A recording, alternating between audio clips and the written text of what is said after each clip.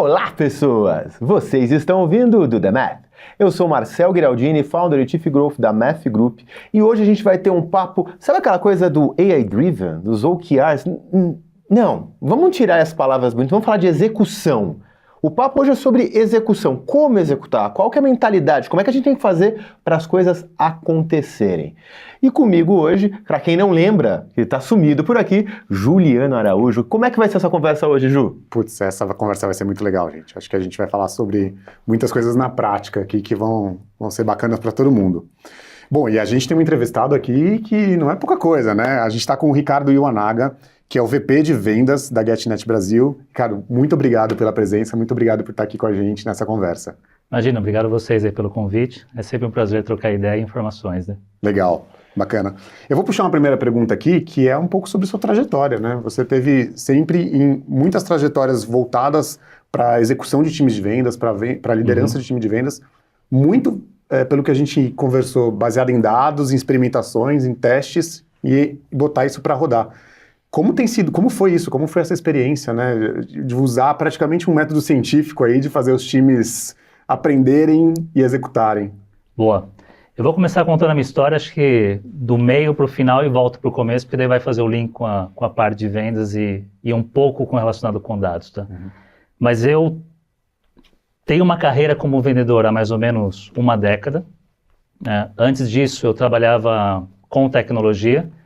Eu comecei fazendo faculdade de Sistema da Informação, não gostei muito, decidi sair da faculdade e tirar certificações na época da Microsoft, da Cisco, que era isso que ia me ajudar a chegar mais rápido onde eu queria.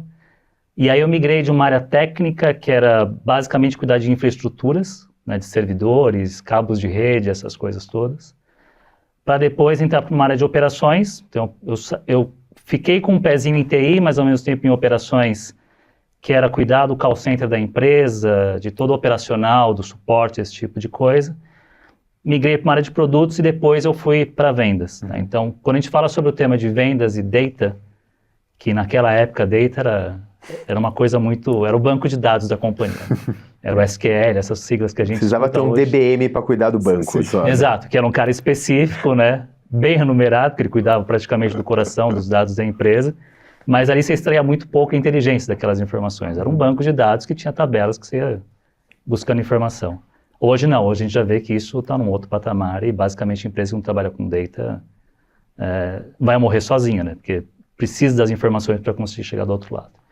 Então acho que a junção do que aconteceu na minha vida, chegando no ponto de vendas e os temas que a gente vai comentar aqui, se deu a isso. Eu vim do mundo de tecnologia, migrei para outras áreas, e estou hoje em vendas, que eu acho que é a área que eu finalmente me encontrei, que eu gosto muito de falar com pessoas, conhecer novos negócios, ter o saborzinho da venda ali no final do dia, e esse tipo de desafio que me alimenta hoje em dia. Antes da gente cair na venda, a gente vai cair, isso não tem condição. Eu queria falar de uma venda de ideia. A gente se conheceu num evento da GetNet, e tu estava explicando sobre alguns objetivos que te colocar, e tu foi lá e executou e aconteceu. E teve um deles que me pegou, que eu falei, cara, mas aqui tem um processo de execução, obviamente, complexo, porque quando você estava na Amadeus, trazer toda a parte de pagamento digital, né, para uma coisa diferente ali dentro, produto novo, mas tem uma coisa daí de uma ideia nascendo no Brasil, numa empresa que não era brasileira, que só podia ser pensando global. Eu olhando de fora, né, sem saber todos os duplos cliques, já olho e vendo, cara, tem um processo de conseguir organizar que isso vai dar certo bastante complexo. A gente vai acabar fazendo um paralelo de como é que isso te ajudou a ser o melhor vendedor, mas antes disso, como é que foi vender para uma instituição um negócio diferente, com uma coisa nascendo no Brasil, de uma empresa global, que não era uma empresa só local? Como é que aconteceu isso? Boa. Nesse momento da Amadeus, a gente tinha vendido as nossas soluções para a maior companhia aérea que tinha aqui no Brasil. E claro, a gente já está muito acostumado a falar de jabuticabas, puxadinhos e esse tipo de coisa. E com a empresa brasileira não é diferente. Então, a Amadeus, uma empresa espanhola, negociando com uma empresa totalmente local brasileira, e tendo que adaptar suas soluções para o mercado e para a realidade brasileira, que é bem diferente de outras realidades, especialmente a europeia. numa dos avanços ali do projeto, foi um projeto bem complexo, imagina, você cuidar de passageiros, com aviões, esse tipo de coisa, não é uma coisa simples, né? São milhares de pessoas viajando por dia. Eu fui entender isso no detalhe quando a gente começou a implantar esse projeto, porque imagina, tem pessoas viajando de São Paulo, Rio de Janeiro, ok, é um passo só, uma perninha só. Mas tem pessoas que saem de São Paulo, vai para o Rio de Janeiro, conecta em Frankfurt, numa companhia aérea que não é a mesma companhia aérea, e esse cara depois vai pegar um voo local para um outro local. Então, quando você começa a migrar sistemas e entender como é que as coisas funcionam, elas ficam bem complexas de você cuidar do começo, meio e fim. Mas nesse momento eu já estava mais indo para a área de produtos e novos negócios, e a gente deparou com um problema. Quando a gente começou a migrar os sistemas, tinha uma perninha ali que ninguém estava olhando muito bem, porque de novo, são muitas coisas para você olhar ao mesmo tempo, e apesar da Amadeus ser uma empresa pioneira nesse mercado de turismo até hoje, tinha uma parte de pagamentos que no Brasil era diferente. A solução anterior tinha feito uma tropicalização, então a solução rodava super bem. A gente, quando começou a plugar os sistemas, a gente falou, pô, mas tem um negócio aqui que vem de um outro lugar de informação que a gente não está habituado a ver, que eram as vendas por cartão de crédito, boleto bancário e outras coisas mais.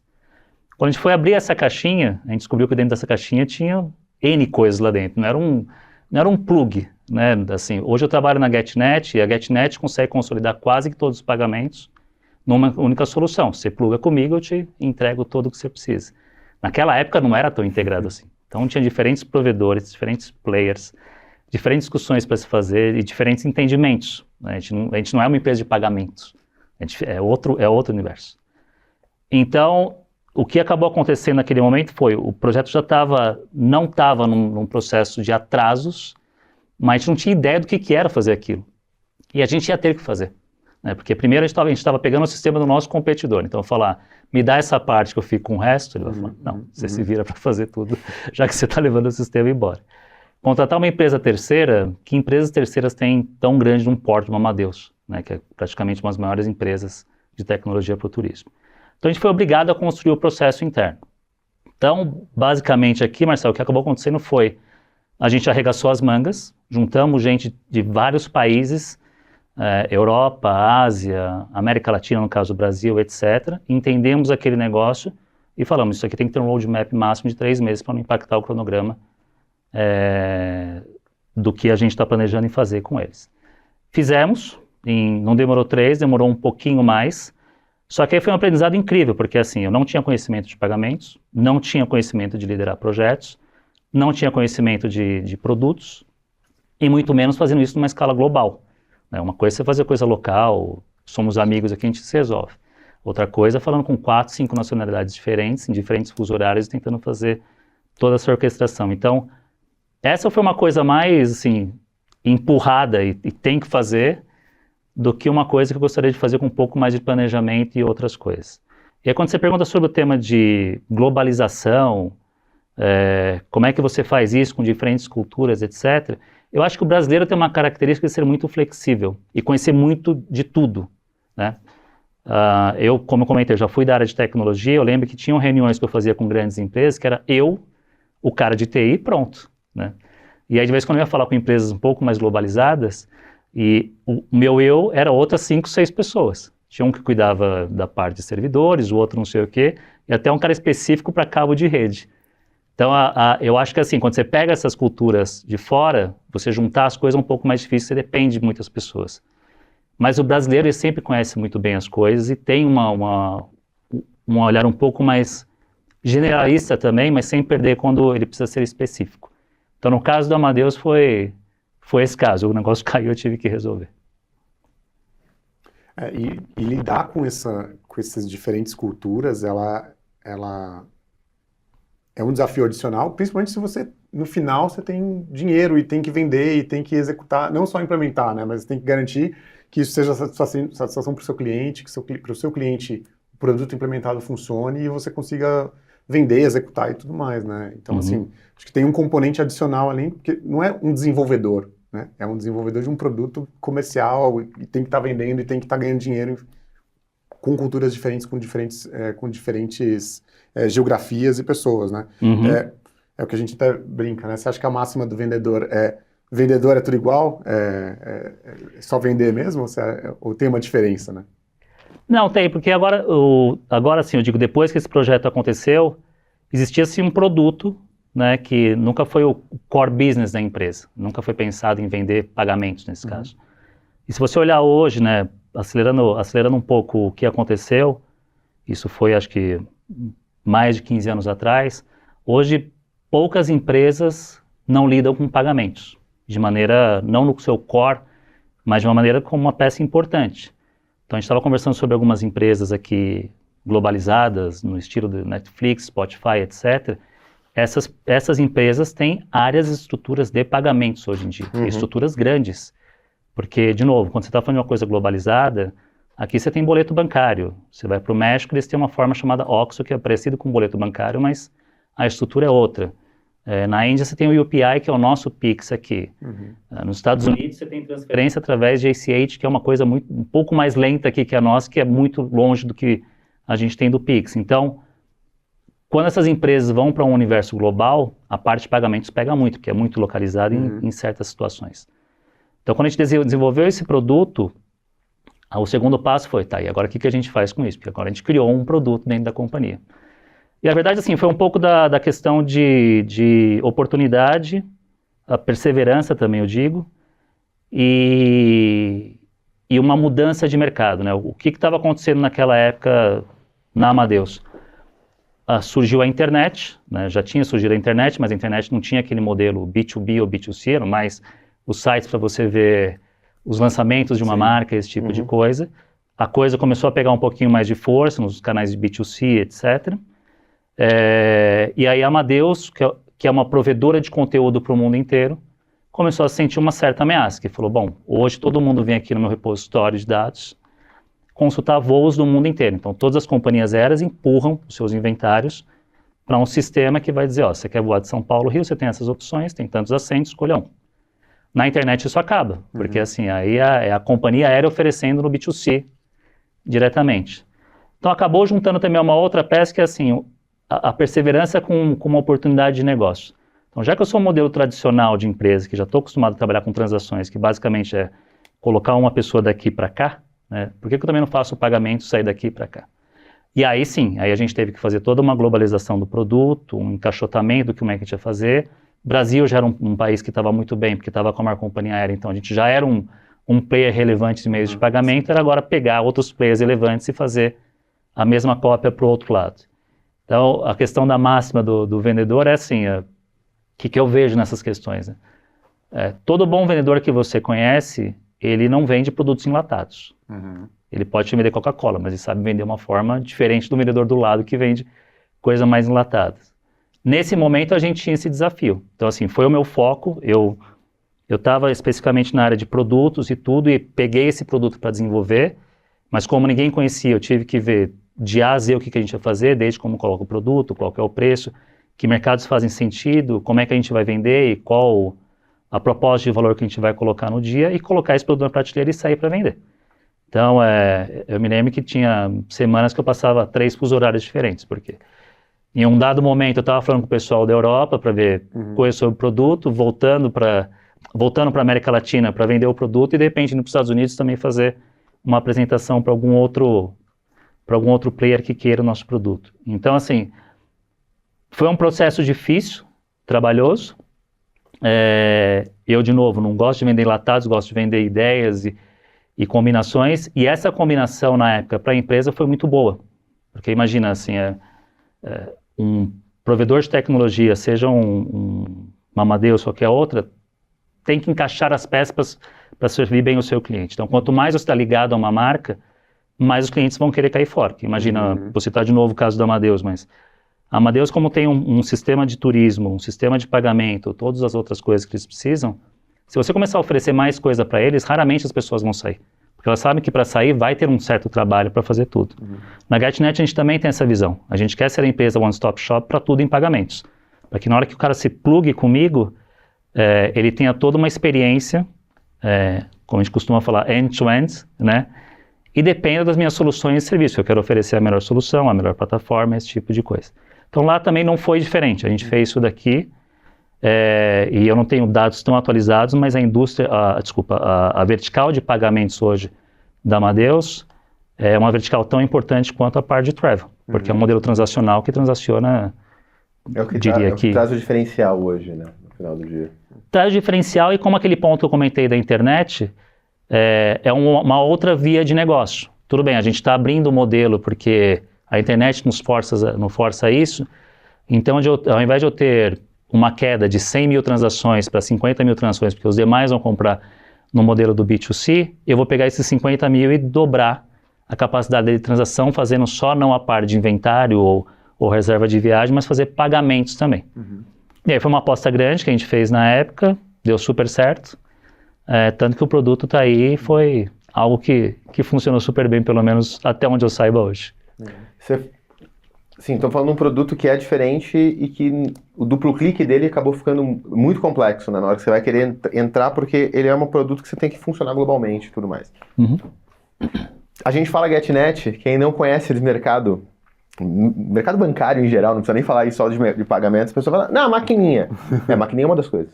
Exato. Porque ali também a gente o tangível é muito pequeno, porque é só a maquininha, mas na hora que você vai entender o resto do processo, ele é muito grande. Quando eu olho, aí olhando com quem vende, tanto na Amadeus, tanto até na Visa, que a gente nem falou, também tem coisas legais da Visa que a gente pode pegar, mas quanto na GetNet, eu fico pensando, se você trabalhar 100% com o mesmo processo de venda, tu vai ter que ter um time que tem uma capacidade de argumentação, né, para mudar o argumento à frente, para organizar desde o rapport até a situação, sei lá, política econômica do local, porque sócio-econômica vai ficar mais fácil. Porque não é só, se eu estou vendendo na África, na Europa, no México e no Brasil. Não, você está vendendo na Faria Lima, ou se você está vendendo no Vale do Capão, na Bahia, ou na Zona Franca de Manaus. Quer dizer, são realidades que não se conversam. Você pode usar o mesmo processo para ter controle, e aí você vai diminuir a variância para conseguir, né, como gestor, olhar o processo. Processo de baixa variância, tu tem bastante controle, replica. Legal. Só que então a capacidade do vendedor na ponta tem que ser muito alta para poder fazer rapport, porque para as diferentes... Ou você pode fazer um processo que vai ser extremamente rebuscado, que o cara vai quase que ficar com o tablet na mão, poder fazer pergunta, né, e mudar na hora, porque é tanta coisa, e aí tem uma AI hoje, que seria fácil para ela criar alguma coisa. Mas é muito difícil, só que tu tá dando tanta liberdade que tua capacidade de controle, de previsibilidade do processo, ela vai reduzir. Né? Bom, eu já entreguei aqui que Visa, mas assim, dá para ver, Amadeus, grande, Visa, grande, GetNet, grande, quer dizer, tudo com muito vendedor, muita gente, muito processo rodando. Como é que tu toma essa escolha? Na hora que tu fala assim, entre liberdade e controle, né? Entre o cara que vai fugir da caixinha, que você já disse que não gosta. Como é que você faz tomar essa decisão? Vamos lá. Eu acho que, primeiro, para cada empresa, você tem um modus operandi diferente. Então, a gente citou aqui 3 empresas diferentes.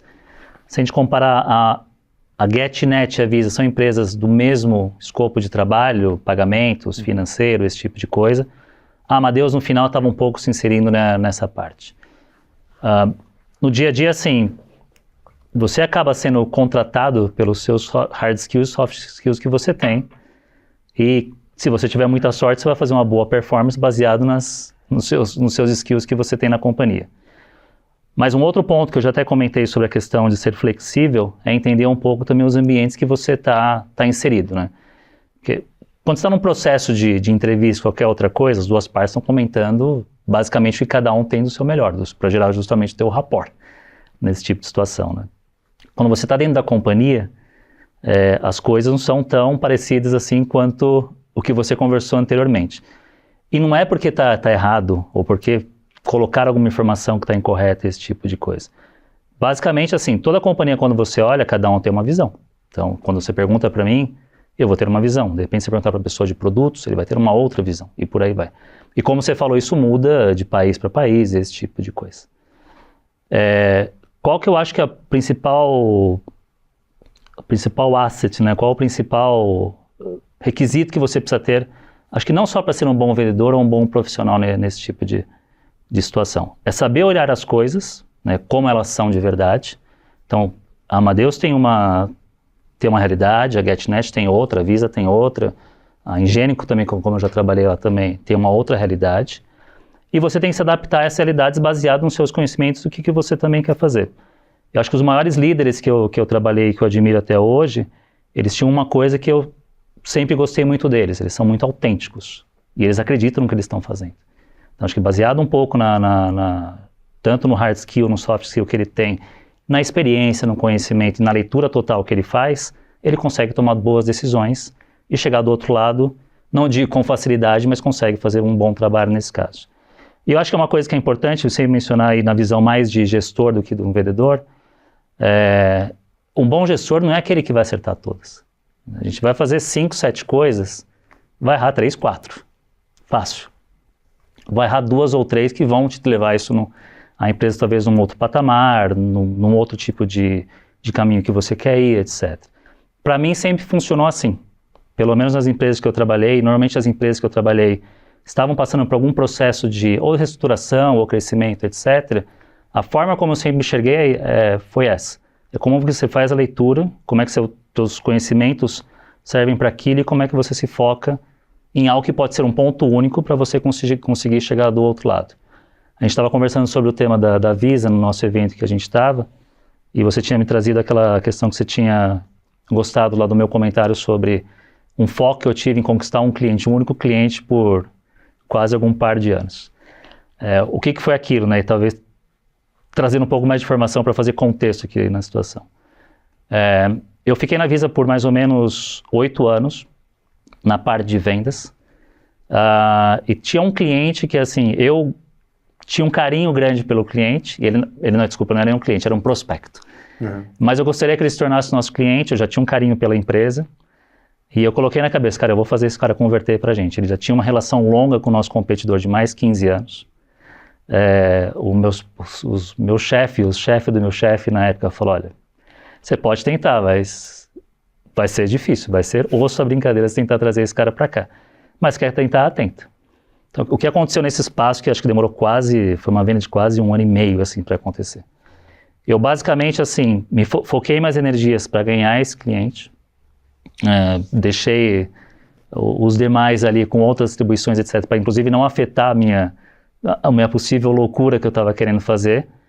Comecei a me aproximar pouco a pouco desse cliente, porque eu também não conhecia ele de outras empresas. Claro, com todo o suporte da empresa, a Visa é uma empresa muito grande, então tudo isso te facilita você conseguir trazer o entorno para ela. Eu foquei, até que a gente conseguiu um momento fazer uma entrada. De pouca coisa, de poucas ideias, mas conseguimos fazer uma entrada em menos de 1 ano. Só que entre chegar ao que eu queria até o ponto que eu saí de início ali, foi esse processo longo que eu tive. Mas eu fiquei focado naquilo.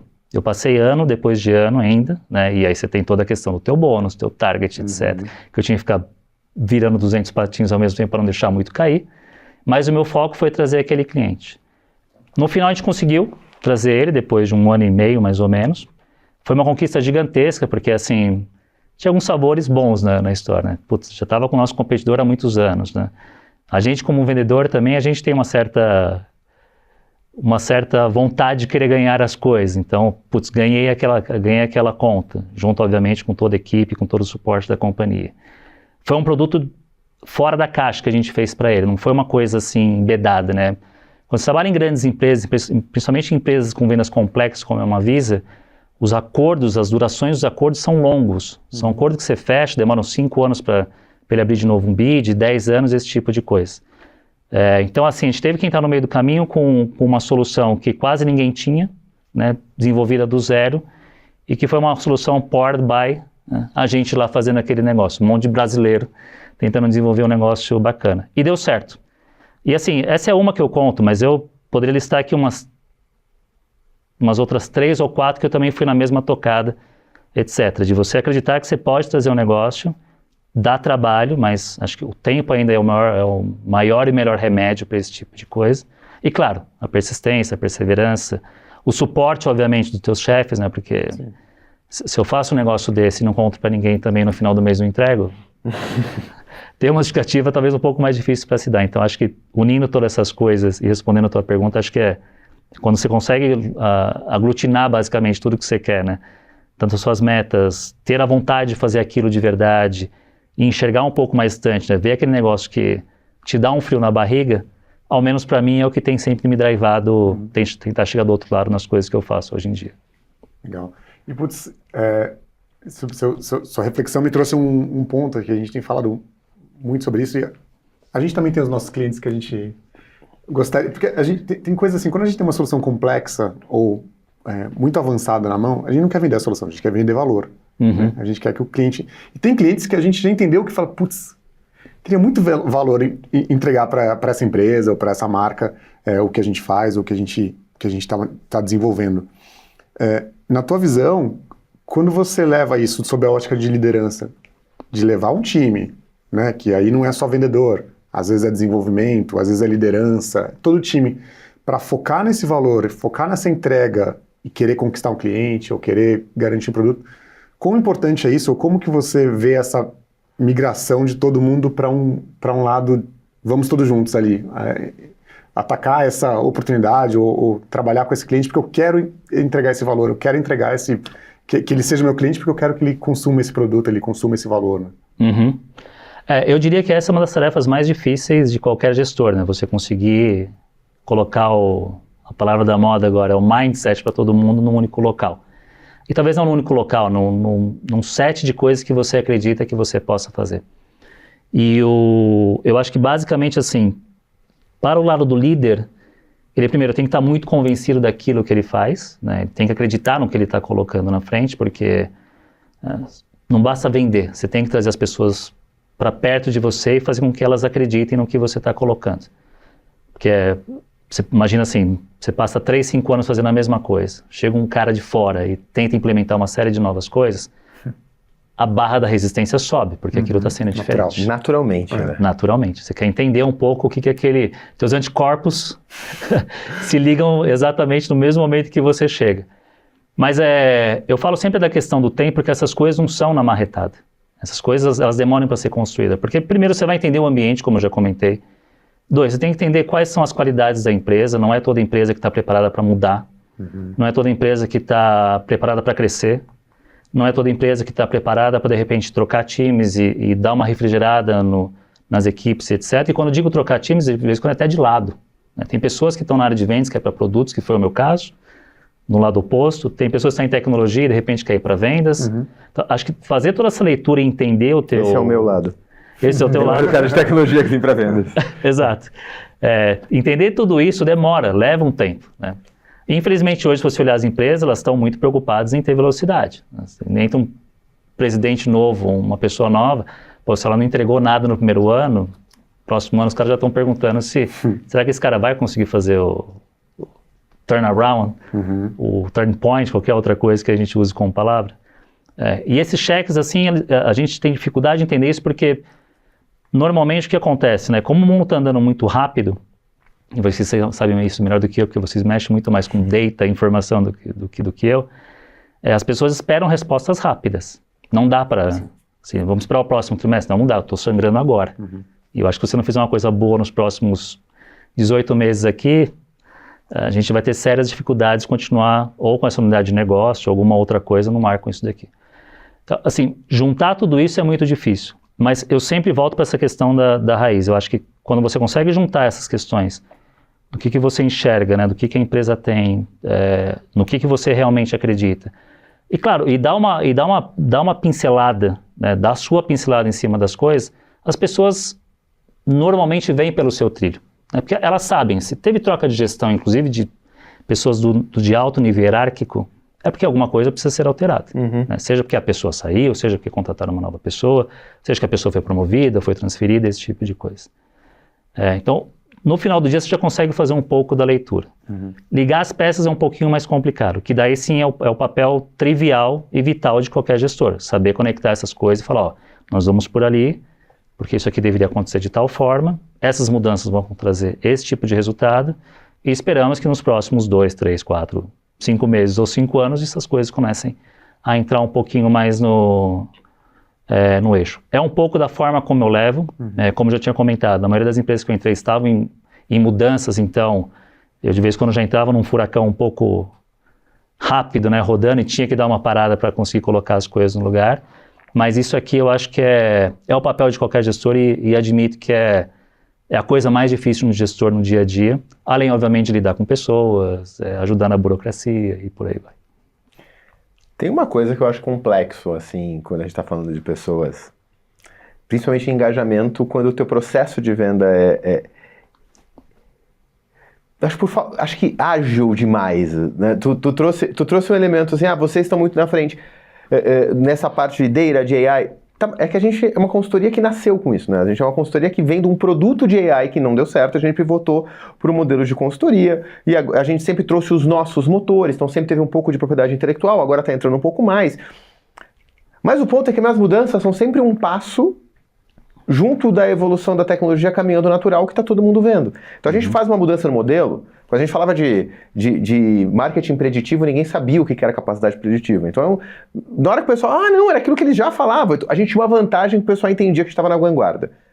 Então, beleza, eu tenho que ser ágil, mas eu conto a mesma história para todo mundo, explicando de onde a gente está caminhando. Esse é o jeito que a gente consegue fazer para manter todo mundo no mesmo guia. Por que eu fiz o meu perâmbulo? Porque quem ouve do DMF, acho que conhece um pouco a Net. Teu caso, tu tem duas histórias rodando ao mesmo tempo. Né? Você tem ao mesmo tempo a força de vendas. Quem não caiu a ficha, a GetNet faz parte do Grupo Santander Brasil, tá, gente? Quem não caiu a ficha até agora.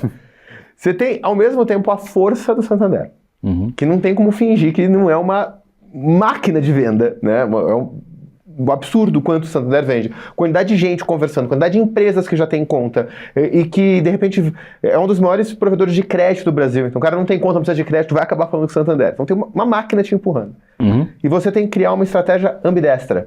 Porque você tem que ter uma estratégia de crescimento sem depender dessa máquina. Então, ao mesmo tempo que você tem o Santander que te empurra, por ele existir, você está indo buscar hoje opções quando o cara não tem Santander, ou quando o cara é muito sensível a preço e não pode ter esse crédito. Você vai criando um outro ecossistema lateral. São duas histórias. Para manter o mesmo time engajado quase que em 2 trilhos, porque é o mesmo, mas não é. Eles estão na mesma empresa. Como é que mantém, principalmente o vendedor que é movido a essa narrativa, a essa vontade de acontecer, a esse desafio, como é que mantém isso em alta sem ele achar que é esquizofrênico? Como é que você faz isso?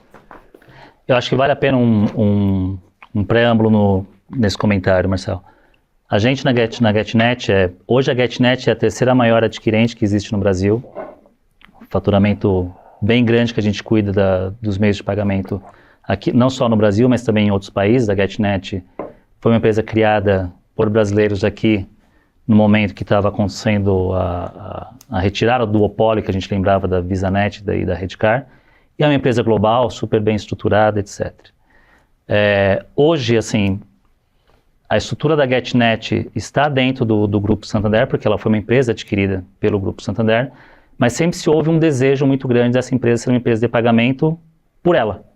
Né? Então, eu tenho aqui, como você comentou, uma máquina gigantesca, que é um grupo fabuloso, né, global, etc., que faz mais as questões bancárias e outras coisas, e a gente tem a GetNet como a sua empresa de pagamento, esse tipo de coisa, muito bem feita, etc. Quando você tem esse desejo na companhia é diferente de fazer uma spin-off. Né? Eu não estou apartando a companhia e deixando ela totalmente isolada, esse tipo de coisa.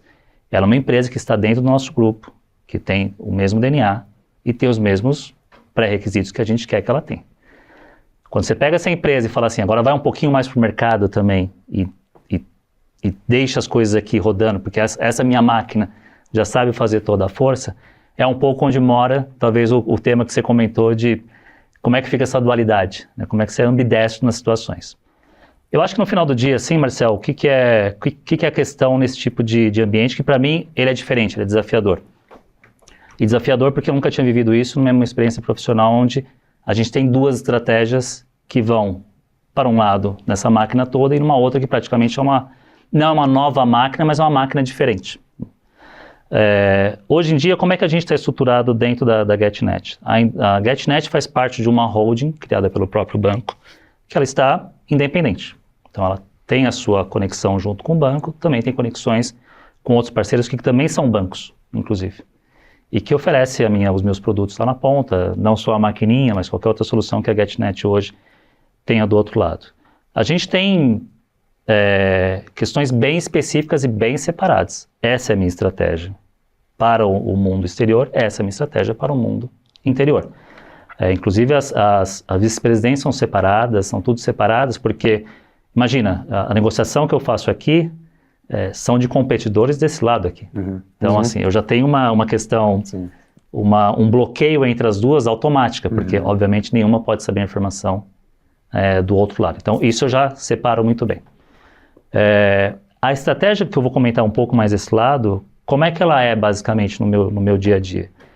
Eu tenho unidades de negócios distintas, até mais que esse lado, porque aqui eu tenho um cliente, parceiro, que tem uma série de tecnologias que eu me plugo, ofereço e ajudo. Aqui eu tenho outras coisas. Eu falo com outros bancos, eu falo com indústrias que querem pegar a minha maquininha, por exemplo, e oferecer ela como meio de pagamento para a sua própria indústria. Então, uma empresa de bebidas que de repente quer entregar suas maquininhas para os bares e restaurantes, que é uma maquininha dela, com as especificações dela, mas que por trás tem um grande provedor como a GetNet para oferecer esse produto.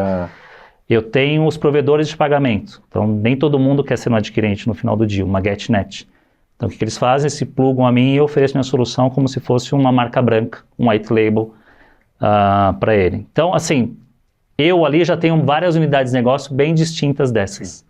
Então, aqui já me ajuda um pouco a segregar as discussões. Eu vou atacar nessas verticais, vou entrar por aqui e por aí vai.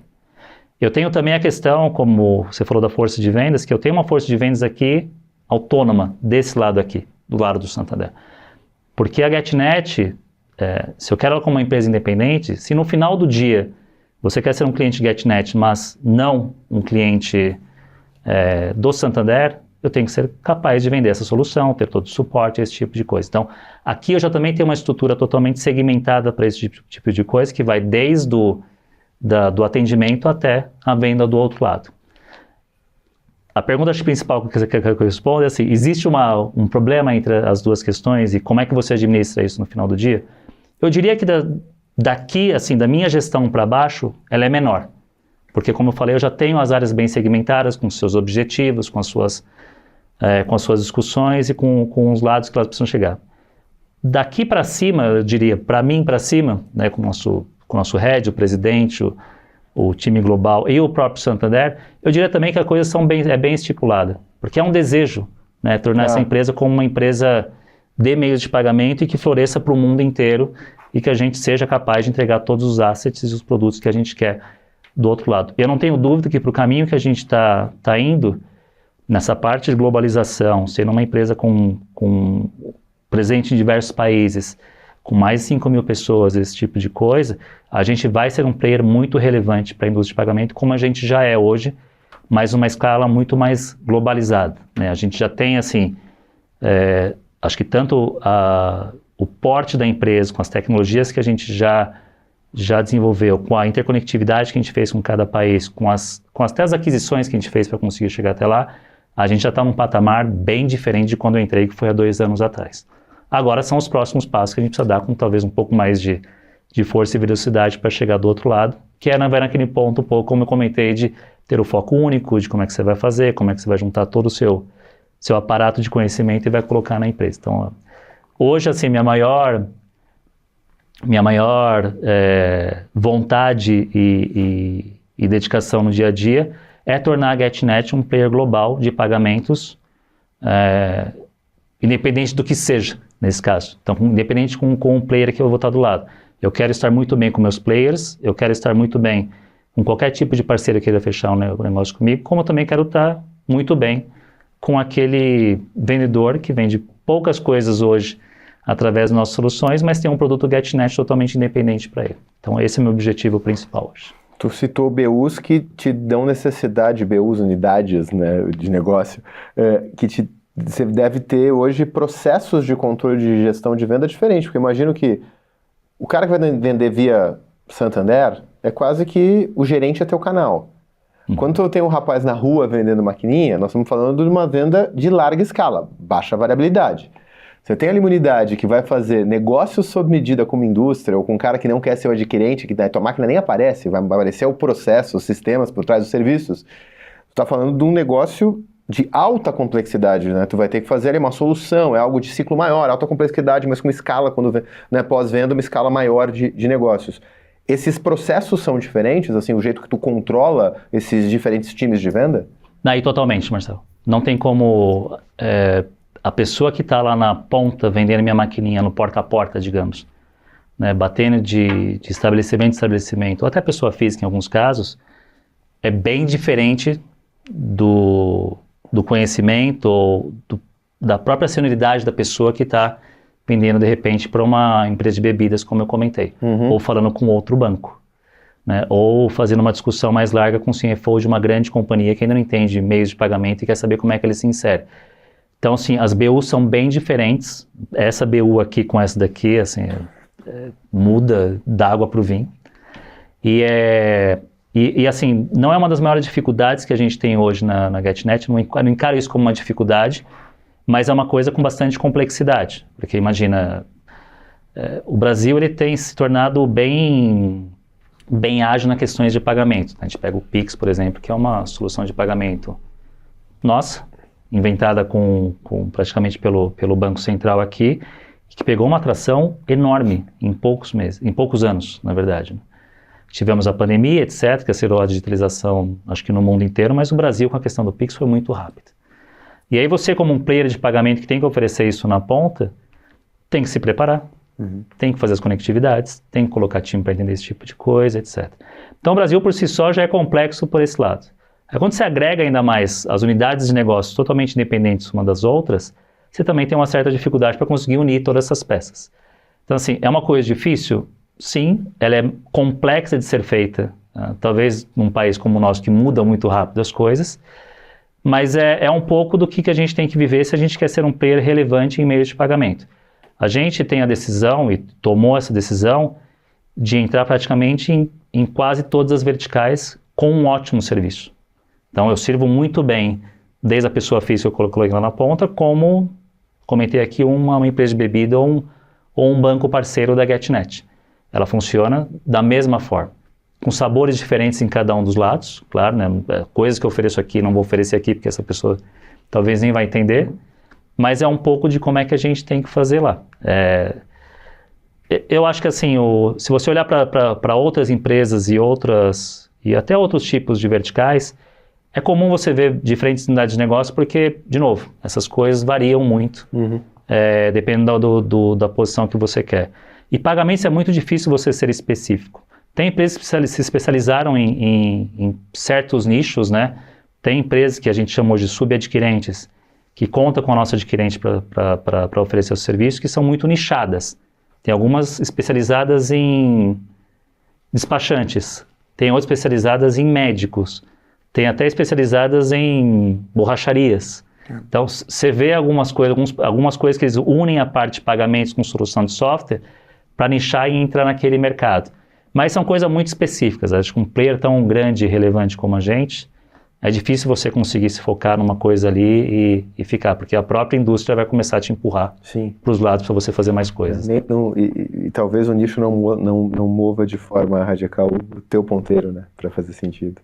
Exato. Depende também aonde você quer chegar, né? A gente quer ser um dos principais players de pagamento, como eu já comentei, do mundo.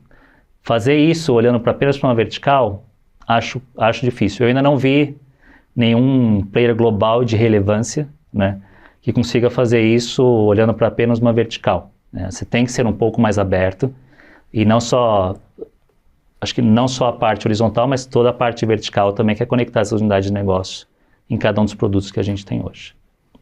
Legal. Pô, Ricardo, assim, acho que daria para falar muita coisa ainda, mas a gente está sofrendo pelo tempo. Eu queria te agradecer muito pela conversa que a gente teve aqui e pedir para as pessoas continuarem acompanhando as nossas conversas e se alguém quiser te encontrar, como que é o melhor jeito de te acompanhar no LinkedIn? Eu estou no LinkedIn, eu infelizmente não sou uma pessoa muito ativa nas redes sociais, mas estou sempre lendo o LinkedIn e vendo as mensagens.